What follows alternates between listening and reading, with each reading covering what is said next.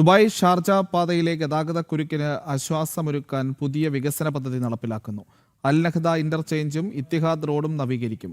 പദ്ധതിക്കായി പരിചയസമ്പന്നരായ കരാറുകാരിൽ നിന്ന് UAE ഊർജ്ജ അടിസ്ഥാന സൗകര്യ മന്ത്രാലയം താൽപര്യപത്രം ക്ഷണിച്ചു. ദുബായ്ക്കും ഷാർജയ്ക്കുമിടയിലെ ദീർഘകാല ഗതാഗതക്കുരുക്കിന് പരിഹാരമൊരുക്കാൻ അൽ നഹ്ദ ഇന്റർചേഞ്ചും എത്തിഹാദ് റോഡും വികസിപ്പിക്കുന്നതിന് നടപടികൾ വേഗത്തിലാക്കി UAE ഊർജ്ജ അടിസ്ഥാന സൗകര്യ മന്ത്രാലയം. റോഡിലെ ഗതാഗത ഒഴുക്ക് മെച്ചപ്പെടുത്തുക, യാത്രാ സുരക്ഷ വർദ്ധിപ്പിക്കുക, ഇന്റർചേഞ്ചുകളുടെ കാര്യക്ഷമത ഉയർത്തുക എന്നിവയാണ് പദ്ധതിയുടെ പ്രധാന ലക്ഷ്യങ്ങൾ.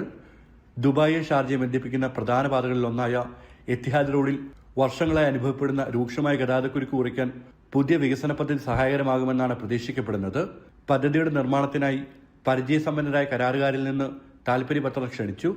പദ്ധതി പൂർത്തിയാകുന്നതോടെ യാത്രാസമയം ഗണ്യമായി കുറയുകയും ദൈനംദിന യാത്രക്കാർക്ക് കൂടുതൽ വേഗത്തിലും സൗകര്യപ്രദമായും സഞ്ചരിക്കാൻ കഴിയുകയും ചെയ്യും.